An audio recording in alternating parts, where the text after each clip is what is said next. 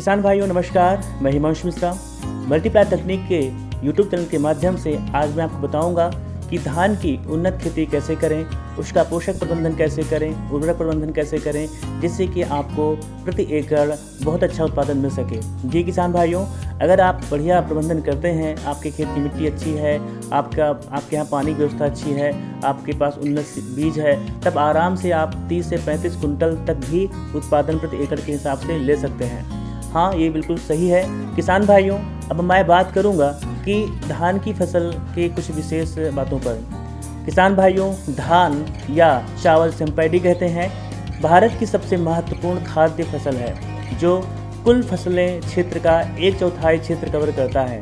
धान लगभग आधी भारतीय आबादी का भोजन है, बल्कि यह दुनिया की मानवीय आबादी से एक बड़े हिस्से के रूप में विशेष रूप से एशिया में व्यापक रूप से खाया जाता है। किसान भाइयों, मैं आपको एक बहुत बड़ी बात बता दूं कि किसान भाइयों 2 तरह की किस्में का उत्पादन करते हैं। एक होता है रिसर्च, एक होता है आपका हाइब्रिड और एक होता है देसी। तो देसी जो होता है स्वदेशी बीज है, जो आपके अपने यहाँ बहुत पहले से खेती करते आ रहे हैं। रिसर्च का थोड़ा उसे उन्नत करके बीज बनाया जाता है। और तीसरा है हाइब्रिड। तो आप खाने के लिए हाइब्रिड तो यूज कर सकते हो, लेकिन अगर आप व्यापार की दृष्टि से देखा जाए तो सबसे बढ़िया क्वालिटी आपके स्वदेशी बीज होते हैं या रिसर्च के सीड होते हैं। तो आप ज़्यादा उत्पादन के लालच में ना करके आप वही उत्पादन लें जो आपके बिजनेस को, आपके स्वास्थ्य के लिए दृष्टि से भी अच्छा हो और आपके व्यवसाय के भी इस दृष्टि से अच्छा हो। अगर आप व्यावसायिक फसल के रूप में धान खेती कर रहे हैं तो किसान भाइयों, आप ज़्यादा से ज़्यादा रिसर्च की खेती, धान के बीज का खेती करें। और दूसरी चीज़, इधर आप जो है या तो स्वदेशी जो बीज होता है उसकी खेती करें। किसान भाइयों, गन्ना और मक्का के बाद यह तीसरा सबसे अधिक विश्वव्यापी उत्पादन के साथ कृषि वस्तु है। धान सबसे पुरानी ज्ञात फसलों में से यह एक है। यह करीब 5000 साल पहले चीन में सबसे बड़े रूप में उगाई गई। भारत में धान की 3000 ईसा में खोज हुई थी। यह खोज किसी वैज्ञानिक ने नहीं बल्कि किसानों और मूल लोगों ने की थी। किसान भाइयों, उधर चीन से धान का निर्यात दुनिया के अन्य देशों में फैल रहा था। भारत में हड़प्पा सभ्यता के दौरान लोग लगभग 2500 ईसा पूर्व लोग चावल को विकसित करने में लगे। अगर भारतीय ग्रंथों की बात की जाए तो यजुर्वेद में धान का उल्लेख 1500 से 1800 ईसा पूर्व किया गया है। जी बिल्कुल किसान भाइयों, चावल की खेती भारत भर के लाखों परिवारों की मुख्य गतिविधि और आय का स्रोत है। भारत को इसे विदेशी मुद्रा और सरकारी राजस्व की प्राप्ति होती है। भारत का धान की पैदावार में दूसरा स्थान है। सरकार भी इसकी पैदावार को बढ़ाने के लिए नई किस्मों का आविष्कार कर रही हैं, जिससे किसानों की आय में इजाफा हो सके। और यहाँ पर धान की अच्छी पैदावार के लिए कुछ सुझाव मैंने इस वीडियो के माध्यम से दिए हैं, जिससे कि आप बहुत अच्छा उत्पादन ले सकते हैं। किसान भाइयों, फसल चक्र के रूप में आप कुछ चीज़ें मैं बता रहा हूँ, उसको अभी आप अपना सकते हैं। उत्तरी भारत की गहरी मिट्टी में धान काटने के बाद आलू, बरसीम, चना, मसूर, सरसों, लाही या गन्ना आदि को उगाया जाता है।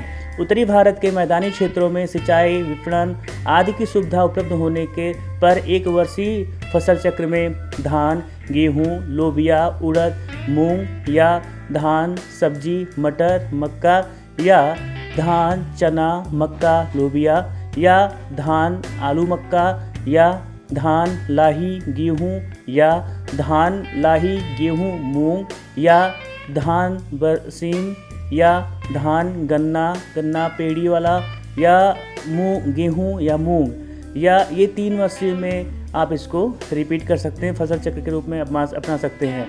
धान, गेहूँ और धान, गेहूँ, मटर, गेहूँ, मूंग, ये ऐसी फसलें हैं जो आप फसल चक्र के रूप में अपना सकते हैं।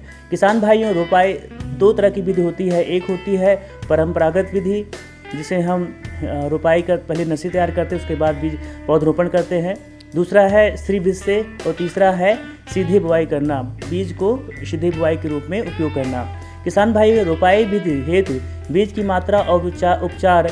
रोपाई विधि हेतु बीज की मात्रा बुआई से पहले स्वस्थ बीजों की छंटनी कर लेनी चाहिए। किसान भाइयों, इसके लिए 10% नमक के घोल का प्रयोग करते हैं। नमक का घोल बनाने के लिए 2 किलोग्राम सामान्य नमक 20 लीटर पानी में घोल लें एवं इस घोल में 30 किलो बीज डालकर अच्छी तरह हिलाएं। इससे स्वस्थ और भारी बीज नीचे बैठ जाएंगे तथा थोथे एवं हल्के बीज जो थोड़ा भी खराब बीज होंगे वो ऊपर तैरने लगेंगे। इस बीज को आप जो ऊपर तैर रहे हैं उन्हें छटाहट निकाल कर बाहर निकाल दें और जो नीचे बैठे हुए बीज हैं उन्हें निकाल कर 5 से 6 बार साफ पानी में धुलकर शोधन करके मल्टीप्लायर 20 और बाविस्टीन से शोधन करके उसके बाद उसे नर्सरी में आप आगे की प्रक्रिया करें। किसान भाइयों, आपको मैं अब बताऊंगा उर्वरक व्यवस्था के लिए। किसान भाइयों, उर्वरक व्यवस्था में धान में पोषक तत्व प्रबंधन धान में खाद एवं उर्वरकों का प्रयोग मिट्टी परीक्षण के आधार पर ही करना उपयुक्त है। यदि किसी कारणवश मिट्टी का परीक्षण न हुआ हो तो धान में पोषक तत्व का उपयोग इस प्रकार करें। किसान भाइयों, सिंचित दशा में धान में पोषक प्रबंधन अधिक उपज देने वाली प्रजातियों में उर्वरक प्रबंधन किस तरह से करें, आइए जानते हैं।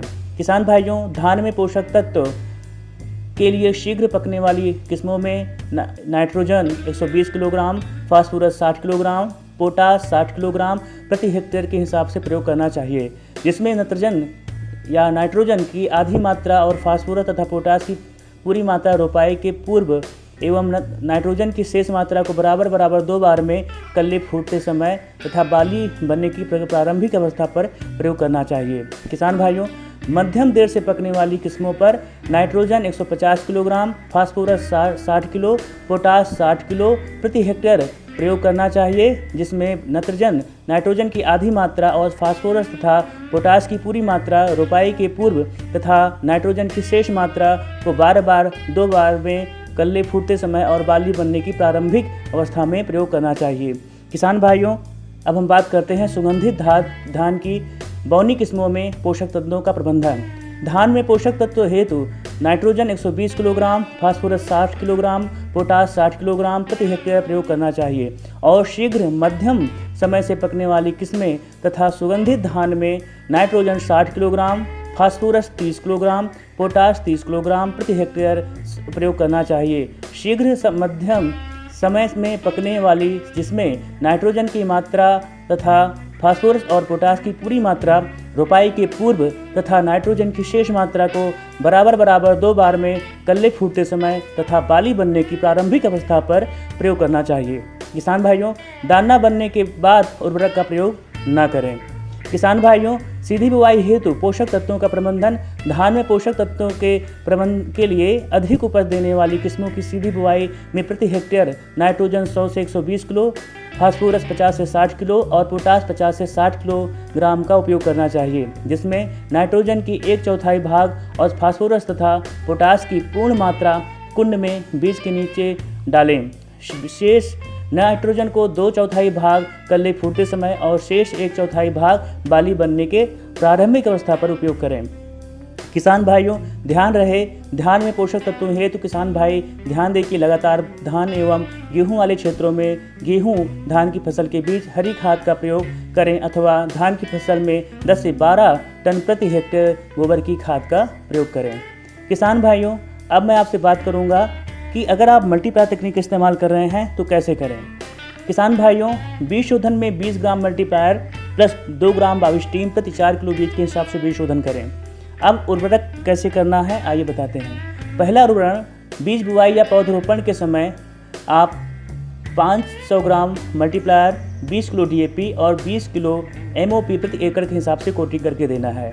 पौधरोपण के तुरंत बाद 400 gram multiplier, 100 ml spray plus, 100 ml all clear 10 litre पानी के साथ घोलकर बोतल में भरकर या खेत में या कोई टूटी हुई बाल्टी में भरकर जिसमें छेद हो आप भरकर प्रति एक एकड़ के हिसाब से इसे घूम लें, जिससे कि आपकी फसल में पौधों की जड़ों का ज़्यादा विकास होता है, ज़्यादा कले फूटते हैं, ज़्यादा बड़ी बालियाँ आती हैं और ये रोग और कीट कम लगते हैं। तो आप और पानी की अगर असुविधा हो, आपके यहाँ पानी की कमी हो तो आप स्प्रे प्लस ऑल क्लियर को ज़रूर ज़मीन से दें पानी के साथ में, जिससे कि पानी की जो रोकने की क्षमता है वो ज़्यादा दिन तक रुकी रहे, बढ़ सके।